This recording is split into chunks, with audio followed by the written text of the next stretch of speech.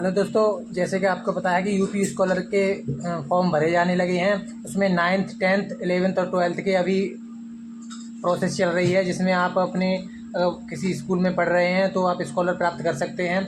उसके लिए आपके लिए आवश्यक डॉक्यूमेंट ये आपके सामने दिख रहे हैं स्क्रीन पर। और दोस्तों, जैसे कि अभी फर्स्ट ईयर बीए बीएससी और जो भी पोस्ट ग्रेजुएशन वाले स्टूडेंट हैं उनका अभी फॉर्म नहीं भरा जा रहा है, और अभी ओटीआर होने में भी दिक्कत हो रही थी, अब वो भी स्टार्ट हो गया है। तो दोस्तों, आप लोगों के लिए अगर अप्लाई करना है तो आगे हमारे वीडियो में बने रहिए और अपने घर बैठे खुद से ही अप्लाई कर सकते हैं, नहीं तो अपने पास के नज़दीकी जनसेवा केंद्र पर जाके करवा सकते हैं। आइए हम दिखाते हैं अपनी स्क्रीन पर कि हाई स्कूल का रिन्यूअल कैसे करना है। इस बताने वाले हैं। यूपी स्कॉलरशिप का रिन्यूअल फॉर्म फिलअप करने के लिए आपको यूपी स्कॉलरशिप के ऑफिशियल पोर्टल पे आ जाना है, जिसका लिंक वीडियो के डिस्क्रिप्शन में मिल जाएगा। अब दोस्तों यहाँ पर आने के बाद सबसे पहले आपको स्टूडेंट सेक्शन पे जाना है। जैसे दोस्तों आप स्टूडेंट सेक्शन पे जाओगे तो यहाँ पर आपको 3 ऑप्शन देखने को मिलेंगे: new registration, fresh login, renewal login. तो दोस्तों रिन्यूअल के सभी छात्रों के लिए बिना रजिस्ट्रेशन से उनको अपना रिन्यूअल फॉर्म फिलअप करना है। आपको रजिस्ट्रेशन करने की ज़रूरत नहीं है, डायरेक्ट आप रिन्यूअल लॉगिन पे आएंगे। रिन्यूअल लॉगिन पे आके अपना फॉर्म लॉगिन करके रिन्यूअल फॉर्म फिलअप कर सकते हैं। जैसे दोस्तों आप लोग रिन्यूअल लॉगिन पे क्लिक करोगे, आपके सामने इस तरीके से 4 ऑप्शन ओपन होकर आएंगे। प्री मैट्रिक स्टूडेंट यानी कि जो हाई स्कूल के छात्र हैं वो प्री मैट्रिक पे क्लिक करके अपना रिन्यूअल फॉर्म फिलअप करेंगे। रिन्यूअल लॉगिन करके रिन्यूअल फॉर्म उनको फिलअप करना है। इसके बाद दोस्तों यहाँ पर पोस्ट मैट्रिक स्टूडेंट यानी कि जो कक्षा 12 के स्टूडेंट है, पिछली बार कक्षा 11 में फॉर्म फिलअप किया था, इस बार 12 में आ चुके हैं दोस्तों, इसके लिए पोस्ट मैट्रिक स्टूडेंट के ऑप्शन पे क्लिक करके अपना रिन्यूअल फॉर्म फिलअप करेंगे। इंटर के ऊपर किसी भी कोर्स के स्टूडेंट हैं तो वे सभी post matric other than intermediate के ऑप्शन पे क्लिक करेंगे अपना रिन्यूअल फॉर्म लॉगिन करने के लिए। चौथा ऑप्शन है यहाँ पर जो अदर स्टेट के स्टूडेंट हैं जिन्होंने कोर्स कर रहे हैं, अदर स्टेट के स्टूडेंट हैं, तो दोस्तों उनके लिए है चौथा ऑप्शन। हम दोस्तों यहाँ पर जिस भी क्लास का अगर आपको रिन्यूअल फॉर्म फिलअप करना है उस पर आपको क्लिक करना है। जैसे कि हमें अभी यहाँ पर हाई स्कूल का रिन्यूअल फॉर्म फिलअप करना है, तो जिसके लिए प्री मैट्रिक स्टूडेंट का जो ऑप्शन दिख रहा है इस पर क्लिक कर देते हैं। अपना रिन्यूअल फॉर्म आपको फिलअप करके दिखाते हैं जिस भी छात्र का है। जैसे क्लिक करोगे तो यहाँ पर आपके सामने इस तरीके से इंटरफेस ओपन होकर आएगा। 2026-27 आप जो फॉर्म यहाँ पर फिलअप कर रहे हैं वो रिन्यूअल फॉर्म है।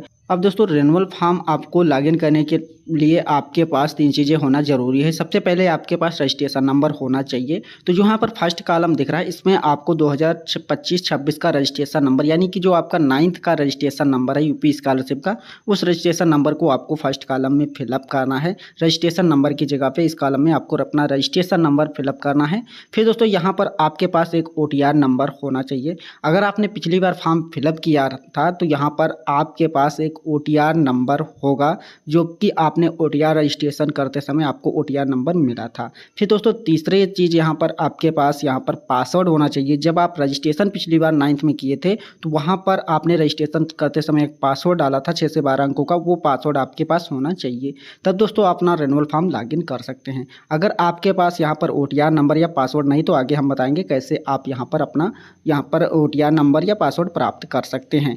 अब दोस्तों यहाँ पर आप देखोगे तो यहाँ पर आप वो कैप्चा को डालकर लॉगिन कर सकते हैं अगर सारी चीज़ें हैं। नहीं है तो यहाँ पर अगर OTR नंबर नहीं है तो फॉरगेट OTR का ऑप्शन यहाँ पर दिया है, इस पर क्लिक करके अपना मोबाइल नंबर डालकर अपना OTR नंबर प्राप्त कर सकते हैं। अगर आपके पास पासवर्ड नहीं है तो नीचे आओगे तो फॉरगेट पासवर्ड का भी ऑप्शन दिया है, इस पर क्लिक करके क्लिक हेयर पे अपना पासवर्ड भी अपना प्राप्त कर सकते हैं। हमने यहाँ पर सारी चीज़ें फिलअप कर ली, OTR number, registration number, captcha code. Submit के ऑप्शन पे क्लिक करते हैं। जैसे सबमिट के ऑप्शन पे क्लिक करोगे आप सक्सेसफुली लॉगिन हो जाओगे बिना किसी प्रॉब्लम के। अभी दोस्तों यहाँ पर आपका कोई भी प्रॉब्लम नहीं चल रहा है यूपी स्कॉलरशिप के रिन्यूअल फॉर्म में। अभी देखोगे तो यहाँ पर अगर आप मोबाइल से कर रहे होंगे तो यहाँ पर जो 3 पहला लाइन पे है इस पर क्लिक करना है। अगर आप डेस्कटॉप में हैं तो यहाँ पर इस तरीके से इंटरफेस देखने को मिलेगा। अब दोस्तों यहाँ पर आपका रजिस्ट्रेशन कंप्लीट है, आपने रजिस्ट्रेशन पिछले साल ही सत्र में कंप्लीट कर लिया था। आधार प्रमाणीकरण भी कंप्लीट है, रजिस्ट्रेशन शीट भी कंप्लीट है, मोबाइल नंबर सत्यापन है ये भी आपका कंप्लीट है। यहाँ तक कि आप पाओगे तो चारों ऑप्शन आपको कंप्लीट देखने को मिलेंगे। रिन्यूअल फॉर्म में कुछ थोड़ा बहुत संशोधन करना होता है, जैसे कि यहाँ पर देखोगे आवेदन पत्र को संशोधित करें, ये ऑप्शन अभी आपका ओपन होगा। यहाँ पे अपना रिन्यूअल फॉर्म में कुछ चीज़ें चेंजेस करनी है। क्या क्या चीज़ें चेंजेस करनी है इसके लिए आप आवेदन पत्र संशोधित करें के ऑप्शन पे क्लिक कर देंगे। जैसे दोस्तों आप लोग क्लिक करोगे तो यहाँ पर आपका आवेदन फॉर्म ओपन हो जाएगा। इसमें देखोगे तो सबसे पहले व्यक्तिगत विवरण में यहाँ पर आप लोगों का जो विगत स्कूल यानी कि जो जिस भी स्कूल में पढ़ रहे हैं वो यहाँ पर विगत स्कूल का नाम देखने को मिलेगा। इसमें आपको कोई भी चेंजेस नहीं करना है। और यहाँ पर दोस्तों आपका जो क्लास है वो automatic by default 10th select रहेगा। तो क्योंकि दोस्तों आप रेनुअल कर रहे हैं तो यहाँ पर पहले से ही सेलेक्ट रहेगा। एक चीज़ यहाँ पर चेंजेस करनी है, जो यहाँ पर आपके एडमिशन की डेट है, तो ये एडमिशन की डेट ये आपके 9th की पड़ी है। इस बार यहाँ पर आपको हाई स्कूल की एडमिशन की डेट डालना है। हाई स्कूल में आपने किस डेट में एडमिशन लिया इसको यहाँ पर आप डेट डालेंगे। वो डेट डालिएगा जिस डेट में छुट्टी ना हो। फिर दोस्तों यहाँ पर आपका बोर्ड क्रमांक अगर आपके पास है तो यहाँ पर आप डाल सकते हैं। पहले यहाँ पर नहीं पड़ा था, अभी अगर आपके पास है तो डाल सकते हैं। फिर दोस्तों सर्टिफिकेट नंबर इसको डालने की ज़रूरत नहीं, मैंडेटरी नहीं। जहाँ पे रेड स्टार बना है उसको उस कॉलम को फिलअप करना ज़रूरी है। फिर दोस्तों यहाँ पर कक्षा 8 उत्तीर्ण होने का वर्ष ये भी पहले से सेलेक्ट है, इसको भी आपको कुछ करने की ज़रूरत नहीं। कक्षा 8 आपने कहाँ से पास आउट किया ये भी यहाँ पर आपको देख सकते हैं, पहले से फिलअप रहेगा। फिर दोस्तों यहाँ पर आप लोगों का जो पिन कोड है वो पिन कोड यहाँ पर आपको डाल देना है। पिन कोड यहाँ पर आप अपना फिलअप कर लेंगे। फिर दोस्तों यहाँ पर नीचे आओगे तो यहाँ पर आप लोगों का बैंक यहाँ पर डिटेल देनी रहेगी। तो यहाँ पर बैंकिंग डिटेल में आओगे तो यहाँ पर अपनी बैंक का नाम सेलेक्ट करना है। किस बैंक में आपका अकाउंट है उस बैंक का नाम यहाँ पर आपको सेलेक्ट कर लेना है। सारी बैंकें यहाँ पर देखने को मिल जाएंगी। बैंक का नाम सेलेक्ट करने के बाद यहाँ पर आपको जनपद सेलेक्ट करना है, किस जनपद में आपका एक बैंक है। बैंक का जनपद यहाँ पर सेलेक्ट करना है। कभी कभी दूसरे डिस्ट्रिक्ट में आपका बैंक हो सकता है, तो इसलिए यहाँ पर आपको अपने जो जिस भी डिस्ट्रिक्ट में आपका ब्रांच है वो यहाँ पर आप सेलेक्ट करेंगे डिस्ट्रिक्ट का नाम।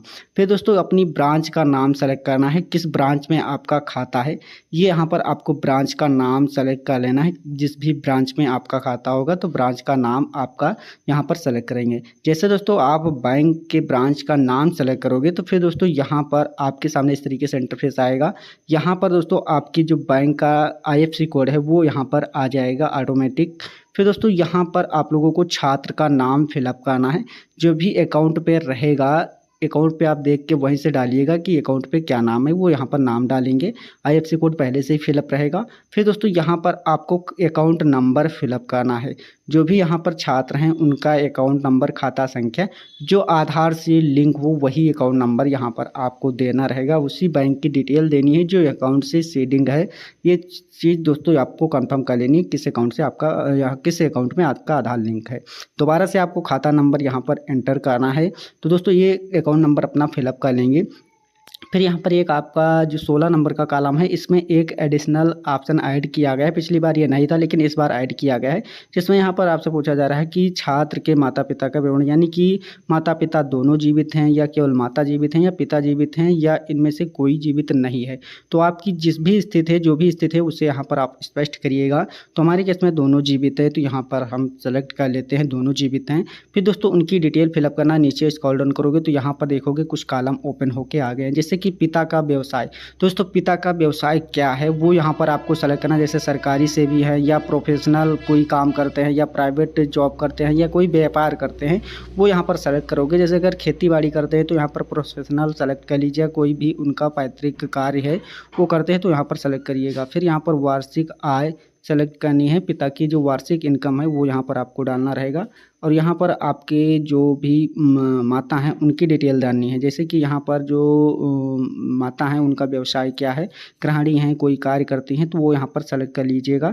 फिर उनकी इनकम क्या है, इनकम यहाँ पर बतानी है। इनकम कोई है तो यहाँ पर डालेंगे, नहीं है तो यहाँ पर आप 0 डाल सकते हैं। फिर दोस्तों यहाँ पर आपका फॉर्म सही से आप कंप्लीट कर लेंगे, जो भी डिटेल है फिलअप करने की वो सारी चीज़ें डाल लेंगे। फिर यहाँ पर आपको जो अन्य विवरण है इस पर चेक बॉक्स पर क्लिक करना है। जो कैप्चा कोड है, कैप्चा कोड डालकर सबमिट के ऑप्शन पर क्लिक करना है। तो हम यहाँ पर सारी चीज़ें फिलअप कर लेते हैं। सारी चीज़ें फिलअप करने के बाद सबमिट के ऑप्शन पे आपको क्लिक कर देना है। जैसे दोस्तों सबमिट के ऑप्शन पे क्लिक करोगे आपका फॉर्म सक्सेसफुली कंप्लीट हो जाएगा। देख सकते हैं आवेदन पत्र सत्र 2026 के लिए 26-27 के लिए सफलतापूर्वक संशोधित हो चुका है। अब दोस्तों यहाँ पर साइड में आओगे, होम के ऑप्शन पे क्लिक करोगे, आप देखोगे तो आपके सारे स्टेप कंप्लीट हो चुके हैं। जब भी यहाँ पर आप देखोगे तो केवल रजिस्ट्रेशन का ऑप्शन सेलेक्ट का पहले, अब यहाँ पर आपके सारे ऑप्शन यहाँ पर हो चुके हैं। अब दोस्तों यहाँ पर आप आपको संस्था में आवेदन संस्था हेतु आवेदन प्रिंट करें, ये ऑप्शन आपका इनेबल हो चुका है। तो दोस्तों यहाँ पर आप लोग संस्था में जमा करने हेतु आवेदन प्रिंट करने के लिए यहाँ पर जो सबसे लास्ट का कॉलम है इस पर आपको क्लिक कर देना है अपना फाइनल प्रिंट लेने के लिए। आवेदन पत्र संशोधित करें, जब तक आप यहाँ पर संस्था में जमा करने हेतु आवेदन प्रिंट पर नहीं क्लिक करेंगे तब तक दोस्तों आवेदन पत्र संशोधित कर सकते हैं। जैसे दोस्तों संस्था में जमा करने हेतु आवेदन प्रिंट के ऑप्शन पर क्लिक करोगे फिर यहाँ पर आप कोई भी चेंजेस नहीं कर सकते हैं। तो दोस्तों हम संस्था में जमा करने हेतु आवेदन प्रिंट पर जैसे क्लिक करेंगे देख सकते हैं आपका फाइनल प्रिंट इस तरीके से आ चुका है।